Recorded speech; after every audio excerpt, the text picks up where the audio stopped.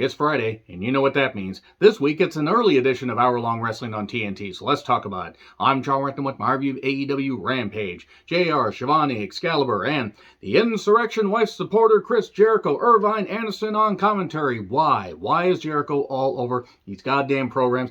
I don't care how much money Tony Khan is paying him because he's not worth it at all, but he was gonna get it anyway because Tony loves him, but my God, you don't need to have him all over the show that really, in all honesty, needs plenty of help. It doesn't need Jericho dragging it down. He was funny on commentary for the first few weeks of the pandemic. Good God. Anyway, the Blackpool Wombat Club, as it were, with Danielson in the corner, Moxley, Claudio, and Yuta against the best friends in Bandito. Why are they wasting Bandito? He got a chance to shine here. Typical six-man tag. Rick Knox is a terrible referee. You've got to give the people what they want. You gotta, God damn it. And then eventually, Yuta sort of hits a splash. The rocket launcher didn't quite work out. But nevertheless, 1, 2, 3. So there you go. At least Taylor got pinned. You know, the worst one of the trio. And then Kyle Fletcher says he's an international champion, so he wants to be the true international champion, to become the most truest internationalist champion of all, I guess, or something. So anyway, Jay and Layla Gray. So we get Danny B as Jade's opponent. Open challenge, a couple moves, big boot, and 3 count. And so Danny really didn't get to last very long. And then another woman came out, according to Mark Sterling. Genesis, who apparently, according to commentary, overcame a stroke, had to relearn how to walk and function. You know what? I'm glad she's healthy, and if she's one and able to pursue her dream and continues to just push forward, good for her. That's really, really hard to overcome. She got beat quickly. And then there was going to be a third enhancement talent. I don't know if they announced the young lady's name. And then Ty Valkyrie shows back up and lays out the enhancement talent. Again, sorry, I didn't catch her name. And then hits a couple moves on Jade. And then says, I'll see you Double or Nothing with the Road to Valhalla not banned. Okay. If Taya doesn't win here, then I really don't know what they're doing. Like, I really don't. Watch Taya lose, and then they have Chris Statlander come back at the pay-per-view. Watch that happen. So, I think they added some of Caster's rap, and then the Acclaimed, and Billy or Daddy Ass took on the varsity athletes, Woods, Nice, and Ari Daivari. And it was fine. It got messy later, and then a mic drop 1, 2, 3. It was all right, but even if I enjoyed watching some of the other people in the ring, I'm not given a reason to care about too many of the matches here. So QTV, Hobbs is toast. Why is QT Marshall an on-screen character on a wrestling program in 2023? He can be beneficial backstage. He has no positive attributes to provide to on-screen character development or anything. He's not good. He's terrible. This QTV stuff is garbage.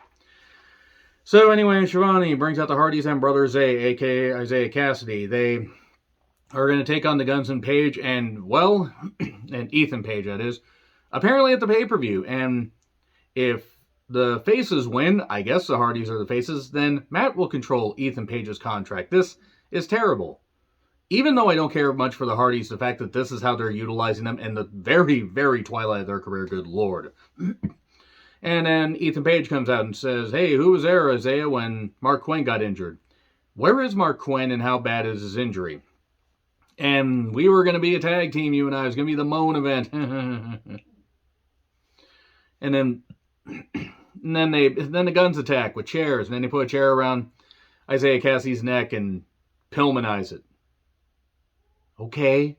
Does this mean Mark Quinn's going to come back instead of Isaiah Cassidy being part of the whole thing? This is going to be on a pay-per-view. This better be on the pre-show. Like, this does not belong on the main show. I'm sorry. Jericho then calls Adam Cole a coward, all that, for what he did on Dynamite, but of course it was taped the same night. Adam Cole, baby, is on screen and basically says, I'm going to keep haunting you. And then Jericho tears up the piece of paper, and then Cole marches into the arena.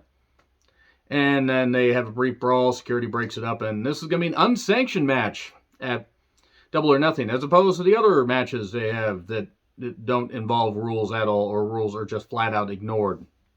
Anarchy in the Arena, unsanctioned. We're going to have more stipulation matches. We have a ladder match on the pay-per-view. You don't need to overload it with so many gimmicks. Yes, I will be buying the pay-per-view. So, Bishop Khan, and Khan, great look. Great look. And has improved in the ring quite a bit. I mean, I remember seeing him on some episodes of AEW Dark Elevation. Very good talent. Great look. He had Prince Nana in his corner. He took on Dustin Rhodes. Bishop, Khan, not Nana. That would have been weird because Nana is a manager. It was fine for what it was. Jumpstart. Khan with some good fire and attacking Dustin after Dustin took a bump and busted his head open, hitting the camera. And that was good. And then Dustin eventually did hit the final reckoning 1, 2, 3. It was nice to see Khan in the main event. And then we had an aftermath where Brian Cage attacked, and then Swerve shows up, and then Keith Lee shows up. And because Dustin's so exhausted, Keith Lee has to basically go 2-on-1, and they immediately send Khan out there, who just had the main event match. Hey, you go first. Send the guy that probably has great stamina, but is supposed to be tired for storyline purposes out there. He gets hit. Cage gets hit. And then Swerve and Keith Lee, they're going to face off. Oh, and then we get the 2-on-1 and the 3-on-1. And it's an F5 on the chair and then a stomp while Keith Lee is seated on the chair.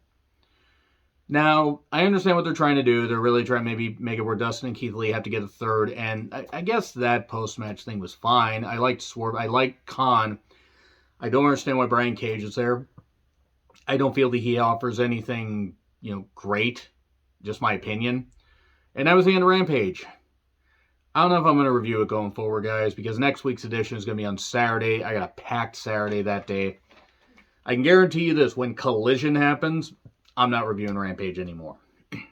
The main event was good for what it was, and it's not the efforts of the talent, at least, the ones that are actually trying. It's not their fault. It's just the structure of the show. Basically non-existent. Agree, disagree, what I said, like, share, subscribe, Twitter handle in the description. I'm John Rickland. I'll see you soon.